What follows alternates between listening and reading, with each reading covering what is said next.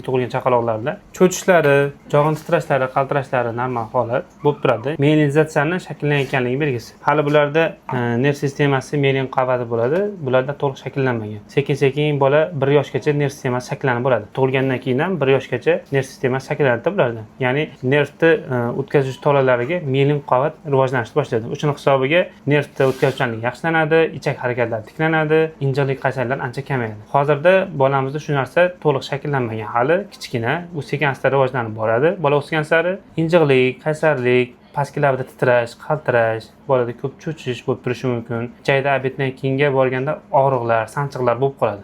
Bu ham normal holat. Ya'ni shu 2, 3, 4 oygacha kuzatilishi mumkin bo'lgan holat. Bu juda unaqa xavfli narsa emas. Faqat kuzatib turish kerak. Ozgina shu qorni dam bo'lmasligi uchun parhez qilib turish kerak. Ya'ni yordam berib turish kerak tashqi tomondan. Bola o'sib rivojlangan sari bu narsa sekin o'tib ketaveradi. Xo'p, qornimizda открытие овальный окно bor ekan. Normada bu ham hozir aytgandaqa chaqaloqlarda tug'ilgan paytda bitib ketadi. Ba'zilarda bitmay qolishi mumkin.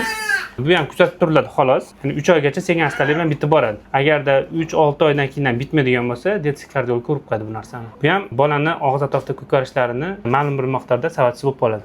Yaxshi, bolamiz ozgina shu tug'rudagi qiyinchilik hisobiga ozgina qiynalib qolgan. Katta tug'ilgan ekan, 4 kilo 300, shuning hisobiga ham qiyinchilik bo'ladi. Faqat nazorat, dorisini yozib turamiz. Bitta ikkita ichib turadi xolos. Cho'chishlariga boshqasiga. Bunaqangi strash narsa yo'q. Kuzatib turish kerak. So'rilib ketadi. Ha, gematomalari bor. U deyarli hamma bolada bo'ladi. Bo'lib ham bunaqa katta tug'ilgan bolalarda ko'proq bo'ladi. So'rilib ketadi. Normada 5-6 oygacha so'rilib ketadi. Bu narsa unaqa xavfli emas bu.